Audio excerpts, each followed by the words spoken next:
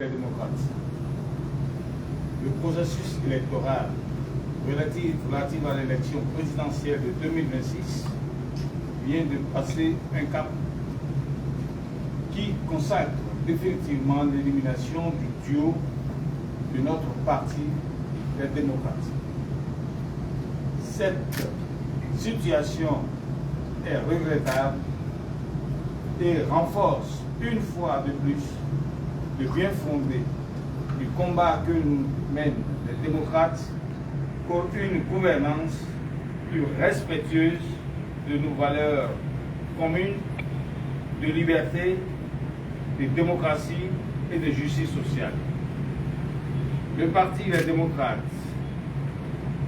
a nourri l'ambition de conquérir le pouvoir politique pour promouvoir ses valeurs de redresser l'action publique sans compromettre les acquis des régimes successifs qui ont eu la charge de présider au destin de notre pays.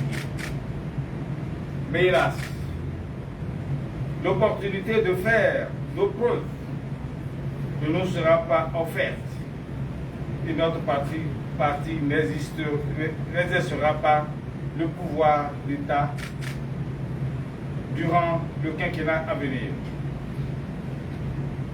Si nos dysfonctionnements internes, nos guerres de leadership et nos autres faiblesses en sont les causes, il n'en demeure pas moins que c'est l'adversité farouche de nos vis-à-vis qui a fini par avoir raison de nous au point où notre participation effective et notre succès éventuel aux élections législatives et communales qui s'annoncent s'avère très difficile.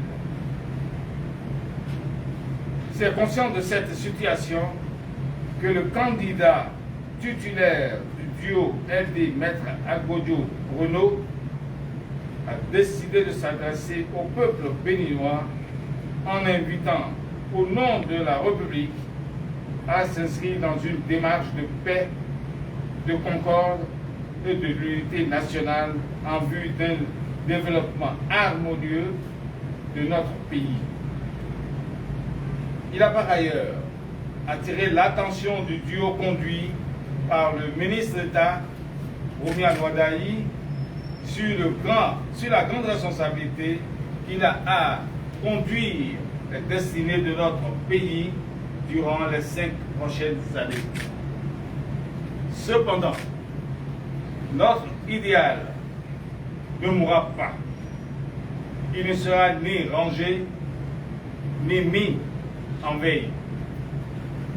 Il constitue un besoin pressant pour les populations et le devoir nous commande de continuer sa promotion par tous les moyens républicains possibles. Nos personnes importantes peuvent et l'exercice du pouvoir d'État par soi-même n'est pas l'unique voie de contribution à l'amélioration et à l'efficacité de l'action publique.